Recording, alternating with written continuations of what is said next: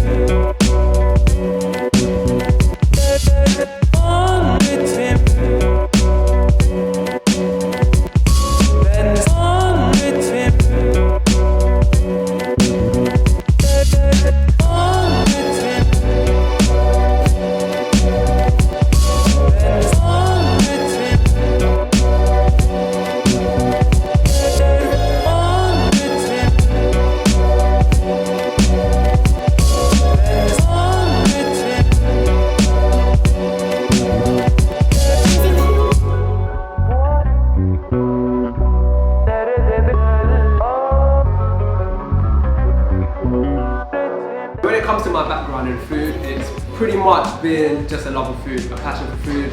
A couple people here and there might know I had a YouTube channel which stopped about 3 years ago, but it was cool, it was fun doing that, and that was almost like an introduction into creating food for restaurants, for vibes, etc. And then since then, went to uni, came out, and then the opportunity arose. My partner came up and he said there's this place open. At the start we didn't know what to do really, we were just thinking about it, and then yeah, it just came about, and then slowly but surely we created the space that we have today.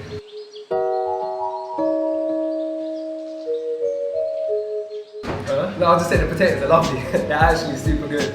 Get the potatoes, they come different pretty much. Every bag comes a bit different depending on the composition of different potatoes, but this one's good. It's crispy, we cut them in-house, cook them 3 times in-house, having one of our dips, definitely a try. Sweet potatoes are also quite nice, but we make these ones with love and care. In terms of...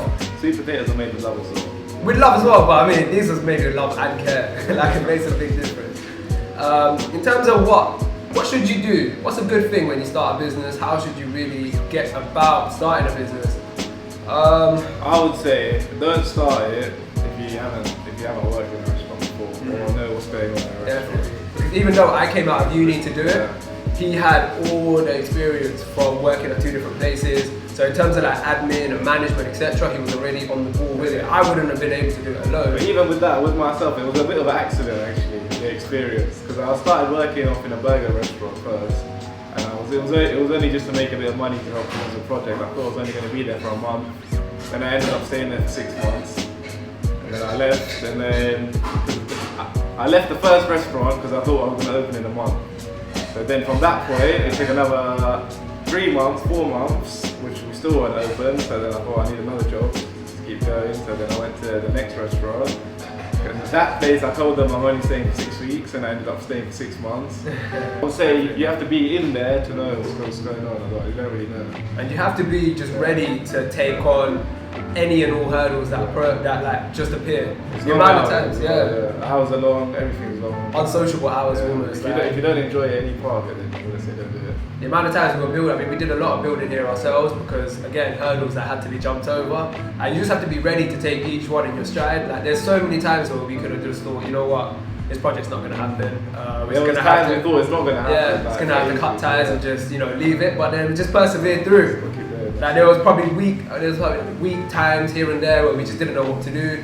And then just ideas just come about, and then you just get different forms of advice, something lights up, and then, you just make it happen. And that was a whole 1.5 years of that to get this place open, literally.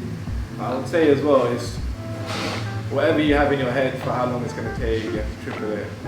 Times 5 at least. And the budget as well. Yeah. And the budget is going to be budget's never much going to be more than what you think it's going to cost you as well. And we tried to cut costs wherever we could, just because we worked on a tight budget. We done everything ourselves, like we put the floor in, we done all the decor, everything ourselves, and even then we still went over the budget. I would also say, if you're looking to start a restaurant per se or food business, from experience, I would say find a premises that has facilities, has good gas, has good electrics, all the plumbing. because we had to do that all fresh for the building, and that itself that's going to delay you in terms of delay. time, opening, licensing, And planning. expensive. Always, yeah. Don't ever go for a change of use unless you're got an amazing location. But even then, it's going to be It's tough, yeah. It took about 18 months to get this place open at first, so we weren't originally even going to have a restaurant. We were just going to hire out the basement just for our office. Not Printing. even for printing, we were going to just print things. I don't know, I think at the time we wanted to buy some leaflets and we thought, oh, print leaflets ourselves and get them at this printer. It was a newsagent when we started. So, I mean, in terms of like looking at the grand city, the grand picture, etc., it just wasn't there. We started planning for like a dessert shop or like a juice bar kind of thing. And then we thought, why don't we do actual food? So then we went on to burgers and then we literally just kept snowballing into a whole menu, into a whole concept, and then I had to get that.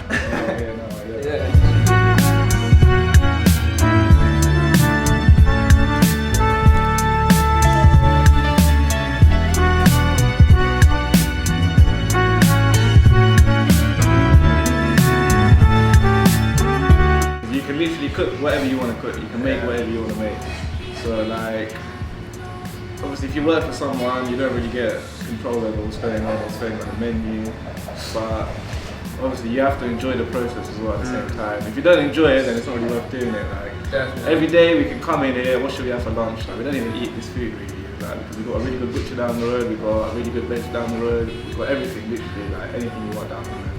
And so you just think like, I like to cook, even for lunch, just get to cook whatever I want. If it's good, we'll put it on the specials menu. If people love the specials, then it goes on the main menu. Exactly. So just every day you get to do something new. Speaking of specials, we've got a short rib burger here right now. We have a short rib burger as well. For Halloween, we done a special blackout sauce. So we made the sauce actually black, super hot. Super hot sauce, yeah. But even things like that, it just get to do what you want, really. Yeah, that's definitely the best part, the creative direction you get to take. And whatever it is you want to make, you have the facilities now. Because at home, if you really want to try and make something new, you have to put the fryer on, and you have to put the grill on, and you need to have all these ingredients everywhere. In the kitchen, you pretty much have everything here. We have everything to hand. So that we can make whatever we want at any time of the day. When it's quiet like this right now, we can just put the oven on, cook something away, we'll go down to the butcher's, pick a piece of meat up that we wanted. So that in terms of that direction, it's super fun in that way. This is, without doubt, one of the most popular items on the menu. It's our sauce cake.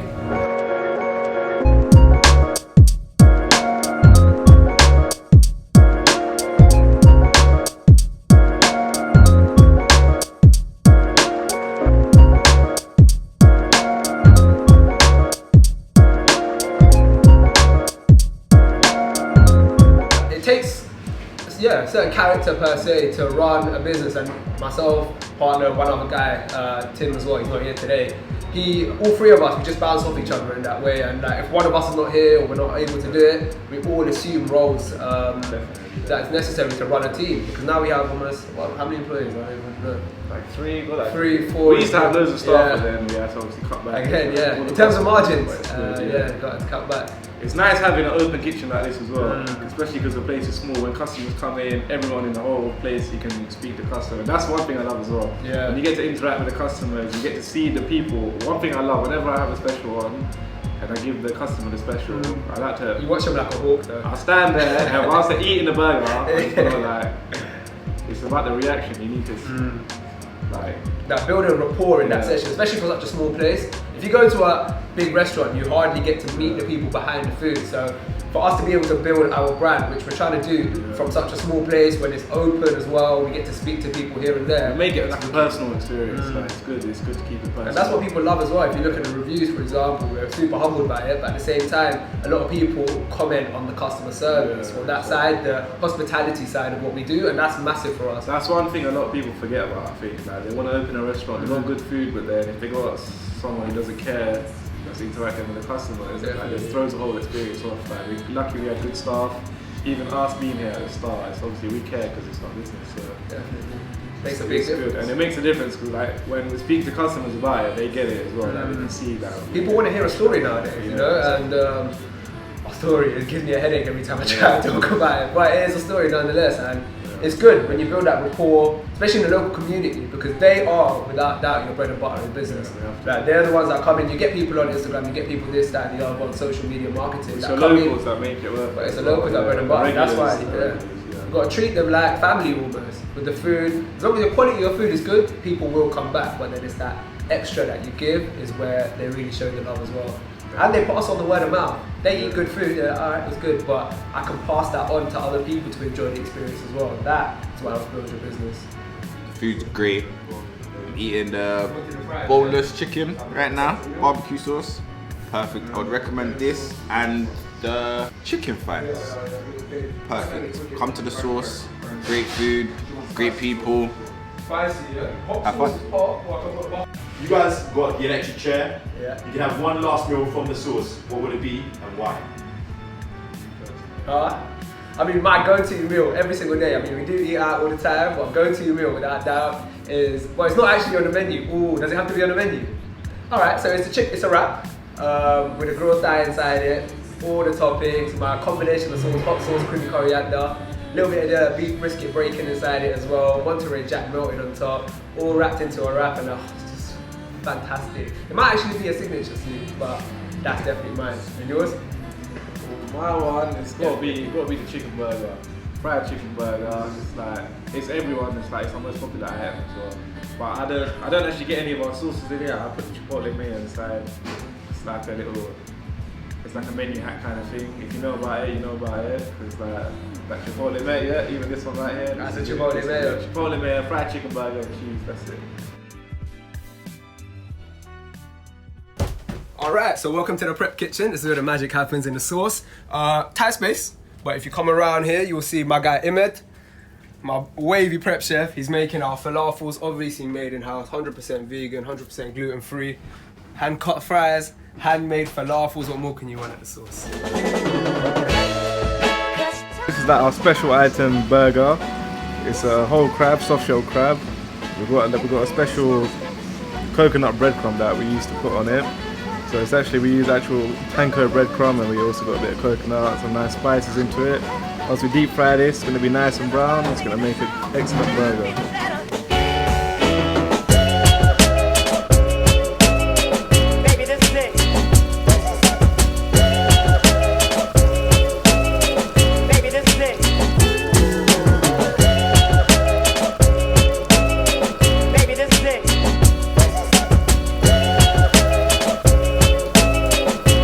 Really nice crispy onions, they're really nice in the burger as well. A lot of people with the crab, you can get some nice red chilies in there.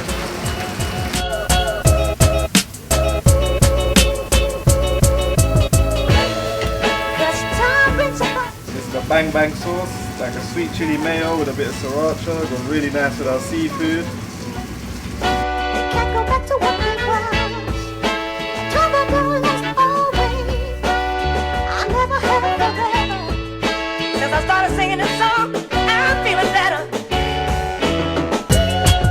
Culinary influences, I would say first and foremost family. From a young age, I come from a Tamil family. It's just food everywhere and anywhere. Every single occasion you have, you know, family and aunties making different versions of the same thing, making completely different cuisines. My mum, for example, just watches cookery programs all day, writes down all the recipes. So that influence has always been part of my life, having that around me. And that's where I really started to get intrigued into food and what kind of flavors we can create. In terms of chefs from around the world, I like Gordon Ramsay. I think he's a wicked chef, renowned, has I think 15 Michelin stars over his career, and that speaks volumes itself. And in terms of his personality, some people say he's quite, you know, a lot, but at the same time, he makes sure that the quality and his staff, in terms of quality, always grow and always make sure things come out well. When I was a young boy, I used to tell everyone I wanted to be like a chef. And no one really believed me, everyone just like shrugged it off. So then I went and tried accounting, I tried all these other things, and this wasn't for me. But eventually when we done this, then I basically told everyone, I told you so, so when I was a kid. But even just like, the reason I wanted to cook is because I like to eat. So then after I wanted to eat all of these things, and it's just like, either you go to a restaurant, you spend loads of money on the food, or when you make it yourself, it's a lot cheaper, and obviously it's going to come out a lot better. So that's what I started doing. So I wanted to eat all of these foods, but then I didn't know where to get it or things like that. So I mean, we make everything down to mayo here. So that itself is wicked. I mean, you look at the sauces on the menu, you've got 14 sweet, 14 savoury, everything's homemade. condiment dips, topping, everything's made here. So in that sense, the fact that it took us years, while we were building this place, getting it done, we were just back and forth recipes, creating ideas, and just. This is the thing as well. When we were making the recipes, we were overly critical about the recipes. So when we were tasting, like, it's not that great. But then eventually, when opening day came, we thought, this is what we have to use this recipe. Anyway, that time's up. Once we put it out there, everyone loved it. I was nervous coming opening week because that's the one thing we're worried about. If the food's not nice, then it's a lock off. All that 1.5 years of hard work just goes down the drain. But thankfully, they loved it. Phew. When you do come in, we'll have lovely staff at the front, whether it be myself or one of our people, and make sure we look after you. Beautiful. Thank you.